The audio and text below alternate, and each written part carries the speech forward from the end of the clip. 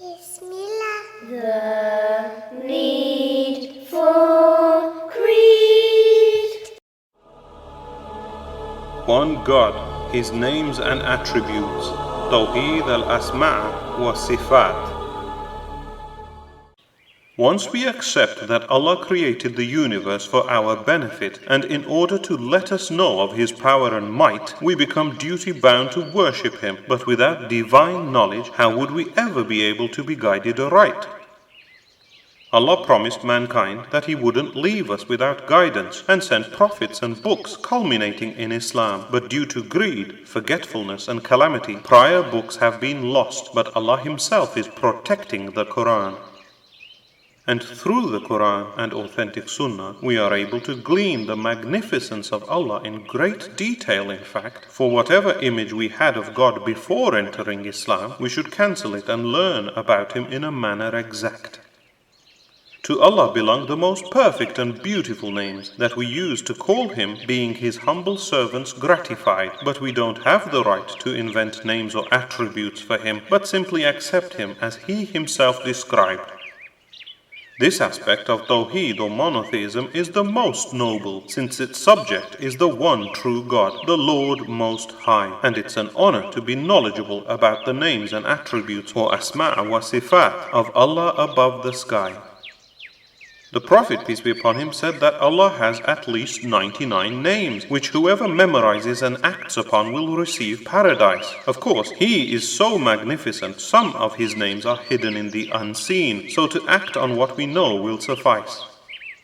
Once the Prophet, peace be upon him, said, Ya Rahman, Ya Rahim, O most beneficent, O most merciful, whilst praying in prostration. So pagans mocked. He says he prays to one God, but calls upon two, yet the best names are used for Allah's adoration.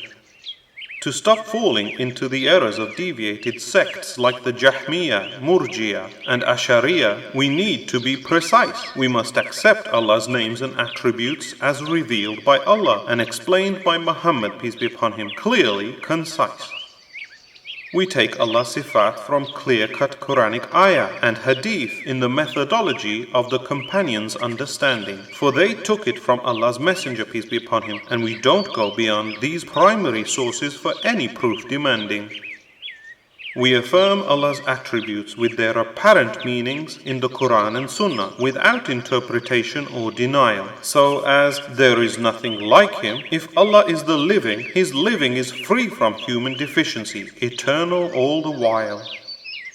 So as Allah is the living, our living is tainted by death. And as Allah is the good, our good is tainted by being unfair. All of Allah's attributes are perfect and absolute, unlike ours that only match by name, but are insulting to compare. It is therefore inappropriate to label someone with an attribute of Allah, as a master and servant are never mixed. For example, Allah is the most merciful or Ar-Rahim, whereas a man is called Abd-Rahim with slave of prefixed. And as all of creation is a slave to Allah, to call someone a slave of something other than Allah must also be forbid. So names like Ghulam Rasul, or servant of the Prophet, or Abdul Kaaba, or slave of the Kaaba, should be got rid. We don't compare His Siffaat to those of His creation, for nothing is similar to Him, and He is all-hearing, all-seeing. So we know Allah has two eyes, yet can't imagine their look or ability, as they're not like eyes found in a human being. We must never add to or delete Allah's attributes beyond how they're revealed, but accept them exactly as the same. So as an attribute, Allah gets angry or ghadib with pagans, yet al-ghadib, or the angry one, is not one of His names. Part of this aspect of Tawheed is remaining silent about attributes that Allah or His Messenger did not speak about. So we know Allah rose above His throne, above the sky, to which we point, but it's stupidity to get the telescopes out. In fact, it is one of Satan's tricks to get people to say, if God created everything, then who created God? As a ruse. Allah has informed us, at that point, one should seek refuge in Allah to belittle the devil, and his evil whispers refuse. Neither do we ask how, for using our limited intellects and preconceived comparisons to comprehend is a travesty. So we don't ask how Allah istawa or rose above His throne, yet we accept He did so in a manner befitting His majesty. A related error is denial by distortion, such as saying Allah's hands actually mean His bounty, but this is not correct. Such errors are not meant to be debated. Allah said to leave the company of those who belie His names in effect. We are forbidden from anthropomorphism, so if Allah has revealed He has hands beyond the literal, we mustn't think. So when Imam Ahmad bin Hanbal mentioned Allah's hands, he hid his own hands in his sleeves to prevent such a link. Likewise, personification of God is unacceptable, like giving Allah attributes which define our human frailties solely, such as graven images depicting God tired after creating, as an old man with a white beard, undignified and unholy. But once iconography was used to depict God, Satan inspired people to think of God as a giant human in outer space. We shouldn't imagine what God looks like, for with limited minds, we can't even picture galaxies, let alone God's face. As a warning to Christians, when Jesus, peace be upon Him, returns, He will destroy all crosses and crucifixes as polytheistic waste. So belief that God indwelt in Jesus or bore Him as a begotten Son to die upon a cross should be discarded in haste. Reflecting racist prejudice, Western iconography depicts Jesus as a blonde. In Africa, he's black. In China, he's Chinese. This type of cultural god has often been used to enforce racist superiority as imperialistic shirk and devil's appease. About the calf worship by the Israelites, Allah said, didn't they see it could neither speak nor guide to the way, just as Hindus worship cows and man-made idols today? Surely, imperfection is not becoming of a real God anyway. Prophet Abraham, peace be upon him, also chastised pagans by telling them their gods could neither see, hear, eat, or avert any harm. He was neither a Jew nor a Christian, but followed monotheism in sync with his fitrah, a Hanifan in original Islam. The point is that to understand the magnificence of Allah, you need to reject inapplicable descriptions He is given. So He can't be part of His creation, like Jesus who ate, or a cow that's eaten. So seek your Creator to be forgiven.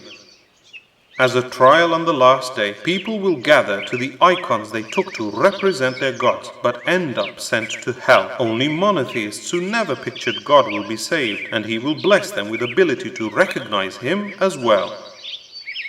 No one is ever able to see Allah in this life, for when the Israelites asked for this, they were instantly struck dead. However, those in heaven will be able to see Him with heavenly eyes, not the inadequate ones we've got in our heads. Some overly zealous people said Allah is so incomparable to His creation that we can never describe His attributes. But this is incorrect, for that which doesn't possess attributes either doesn't exist or is deficient and not absolute.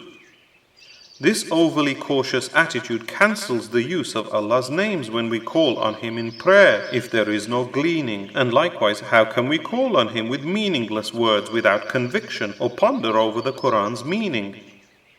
In their zeal to honor the Ahlul Bayt or Prophet's family, peace be upon them all, the Shia commit shirk with respect to their Imams, ascribing al-Siffaat to them, like infallibility, controlling atoms, knowing the unseen, and protecting from harms.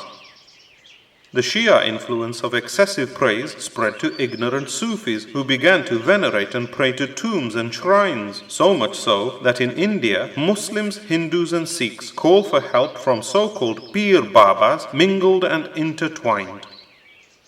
And whenever the clarion call to Tawheed is invited saying, worship Allah and avoid false gods, these fools oppose. If you worship Allah without shirk, they curse at you for being a Wahhabi Salafi, rejecting the saved sect as foes.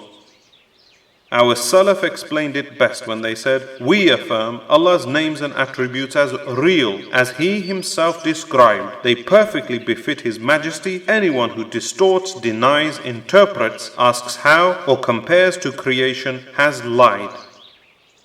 Allah said of himself, say, He is Allah, the unique, the eternal and besought. He did not beget, nor was He begotten, and there is nothing comparable to Him. So if we want Allah to be pleased with us, Tawheed must never be forgotten.